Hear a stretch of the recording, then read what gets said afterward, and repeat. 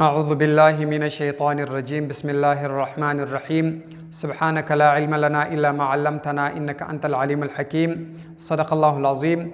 قدرمنو د انګلیسي د زده کړې مینوالو د روغ صحت په هیله مو یم. دوستانو 22 سبق دی. په نن سبق کې زموږ سبق چې دی کانورسیشن د دوه ملګرو په میان کې مجلس کول، خبرې کول، دې ته کانورسیشن ویل کېږي. یعنی خبرې اترې کول دې ته کانورسیشن وایي. دوستانو په تیر سبق کې موږ ویلي وای چې ګریټینګ کې مو ویلي ولا چې هلو، ګډ مارنینګ، هاو آر یو، آی ام فاین. په دې سبق کې دوستانو ستاسو دپاره امتحان هم دی. امتحان د دې دی چې زه دا مجلس کوم، په دې کې به تاسې پر ټولو جملو باندې پام وکړي. هغه به دا پام پر وکړي چې دا جمله کومه جمله ده او دا جمله د کم ټینس سره تعلق لري. پر دې باندې به تاسې پام وکړي. بورډ ته ګورئ. په بورډ کې چې کم تور خط دی دا پر جلا مخ باندې د کتابچې ولیکئ، او چې سور خط دی دا پر جلا مخ باندې ولیکئ. هغه د دې دپاره چې تاسې دوه ملګري سره کښېنئ، یو به سوال پر کوي او بل به جواب ورکوي. د دې دپاره هلو، د هلو جواب هلو ما درته ویل به. ګډ مارنینګ، سهار مو په خیر. ګډ مارنینګ، سهار مو په خیر. هغه هم درته وایي ګډ مارنینګ. که سهار و او که غرمه و بیا ګډ نون ویل کېږي، او که ماپښین و بیا ګډ افټرنون ویل کېږي. هغه ټول تاسې زده کړي دي. پر هغه ترتیب باندې دغه کوي. صرف چې دلته ما لیکلی دي پر دا ترتیب باندې پر یوه کتابچې پر یوه مخ او پر بل مخ باندې د اجلا سره ولیکئ چې ستاسو سوال او جواب سره برابر شي.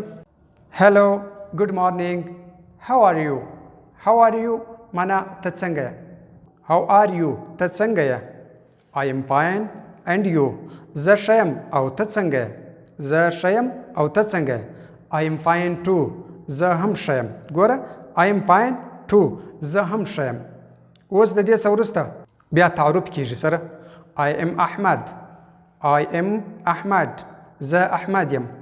واټ از یور نیم ستا نوم چیشتی. آی ایم احمد واټ از یور نیم زه احمد یم او ستا نوم چیشتی. ګوره دی وایي زه احمد یم او ستا نوم څه دی، څه شي دی ستا نوم. نو جواب بیا څنګه ورکړي؟ مای نیم از عمر، زما نوم عمر دی. مای نیم از عمر، زما نوم عمر دی. دی بیا سوال در باندې کوي. واټ از یور فادر نیم، ستا د پلار څه نوم دی. واټ از یور فادر نیم، ستاسو د پلار څه نوم دی. دا پوزیسیو پروناون تاسې ویلي دي. هغه که مې په یاد وله بیا دلته مشکل نه درته راځي. واټ از یور فادر نیم، ستاسو د پلار څه نوم دی. مای فادر نیم از خالد، زما د پلار نوم خالد دی. مای فادر نیم از خالد. نیم از، ګوره دا ځای ته پام وکړه. مای فادر نیم از خالد، زما د پلار نوم چې دی هغه خالد دی. دا ګوره د پوښتنه درڅه وکړه چې ستا څه نوم دی، تا خپل نوم ور وښوئ. بیا یې د پلار د نامه پوښتنه درڅه وکړه چې ستا د پلار څه نوم دی، تا د پلار نوم ور وښوئ. اوس تاسو د کار دپاره پوښتنه کوي. واټ ډو یو ډو ته څه کار کوې. ګوره همیشه یې کوې. واټ ډو یو ډو ته څه کار کوې. ګوره تکراري دی. واټ ډو یو ډو ته څه کار کوې. آی ایم ا سټوډنټ، زه یو شاګرد یم. ګوره زه سبق وایم، شاګرد یم. آی ایم ا سټوډنټ، زه یو شاګرد یم. از یور فادر ا ټیچر، د سوال در باندې وکړي بیا. از یور فادر ا ټیچر، آیا ستا پلار یو استاد دی. از یور فادر ا ټیچر، آیا ستا پلار یو استاد دی.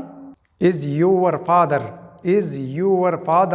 ا ټیچر، آیا ستا پلار یو استاد دی. نو هی از ناٹ ا ټیچر، هی از ا ډاکټر. یا هغه استاد نه دی، هغه ډاکټر دی. ګوره هغه استاد نه دی، ډاکټر دی. نو هی از ناٹ ا ټیچر، یا هغه استاد نه دی، هی از ا ډاکټر، هغه ډاکټر دی. نو هی از ناٹ ا ټیچر، هی از ا ډاکټر، هغه استاد نه دی، هغه ډاکټر دی. دی درته وایي اوکې سمه ده، اوکې سمه ده. بیا بله پوښتنه درڅه کوي. ویر از یور سکول، ستاسې سکول چیرې دی. ویر از یور سکول، ګوره ستاسو سکول. یو نه دی، نه وایي چې ته سکول، ته نه، ستاسو پوزیسیو پروناون دی. ویر از یور سکول، ستاسو سکول چیرې دی. جواب کې ورته وایه آور سکول از ان کابل. آور سکول از ان کابل. زموږ سکول چې دی هغه په کابل کې دی. آور سکول از ان کابل، زموږ سکول چې دی هغه په کابل کې دی. دی بیا درته وایي ویری ګوډ، ډېر ښه. ویری ګوډ، ګوره اوکې چې دی معنا سمه ده. اوکې معنا سمه ده. د هرې خبرې په پای کې دی تا ته اوکې وایي، هغه درته وایي معنا سمه ده. او ویری ګوډ معنا ډېر ښه، نو په جواب کې به ورته ویل کېږي چې دی درته وایي چې ویری ګوډ معنا ډېر ښه، ته به ورته تھینک یو. تھینک یو معنا مننه، ستاسو مننه. تھینک یو مننه. بیا درته وایي بای بای. بای بای معنا خدای په امان. بای بای خدای په امان، یعنی ولاړم خدای په امان. بای بای خدای په امان. ته به ورته وایه هاو ا ګوډ ډی، ښه ورځ ولرې. هاو ا ګوډ ډی، ښه ورځ ولرې، که ورځ وله. او که شپه وه بیا هاو ا ګوډ نایټ، ښه شپه ولرې. هاو ا ګوډ نایټ، ښه شپه ولرې. یا ورته وایه هاو ا ګوډ ټایم، ښه وخت ولرې. ښه وخت ولرې. ګوره هاو ا ګوډ ټایم، ښه وخت ولرې. په دې سبق کې ستاسو دپاره یو امتحان هم شته. دا سبق بس دغونه قدر دغه اندازه چې کم کانورسیشن سبق و پر دغه اندازه باندې بس شو. نو په دې کې ستاسو دپاره امتحان دی چې دا د کم ټینس دی. دا به تاسو معلوم کړئ چې کومه جمله د کم ټینس ده او کومه جمله ده پازیټیو جمله کومه ده، نیگیټیو کومه ده، انټراګیټیو کومه ده. دا به ټول تاسو سره وپېژنئ. پازیټیو، نیگیټیو، انټراګیټیو دا مې ټول کې ورکړي دي. او ټینس مو معلوم کړئ چې دا د کم ټینس ده، دا د کم ټینس ده. او دې شي ته به وګورئ چې دا ګوره کم شی دی. دا لفظ مای دی. مای څه دپاره استعمالېږي؟ مای کم لفظ دی، یعنی پوزیسیو پرونان هغه دی. او اور چې دی هغه د کومو څخه دی. یو ور چې دی هغه د کومو څخه دی. دا به تاسو ته ټوله اسانه در معلوم شي. په دې سبق کې یو لفظ چې دی هغه زیات نه دی راغلی، ټوله ته ویلي دي، ټول ویل شوي دي. صرف چې دی هغه پر ترتیب باندې سول. دا سبقان چې اوس چې ویل شوي دي په هغو کې د الفاظ ټوله تیر شوي دي. اوس پر ترتیب باندې سو یو خبره، یو مجلس جوړ سو چې یو څوک ستاسو پوښتنه کوي د نامه، ته د هغه ته د نامه جواب ورکولی شي. یو څوک ستاسو د ځای پوښتنه کوي د هغه جواب ورکولی شي. یو څوک ستاسو د پلار پوښتنه کوي د هغه جواب ورکولی شي. په دې کې یو لفظ دی چې ویری. ویری ګوډ معنا ویری، دا ویری ګوډ هم ویل شوی دی. خالي ویری لفظ چې دی دا معنا ډیر.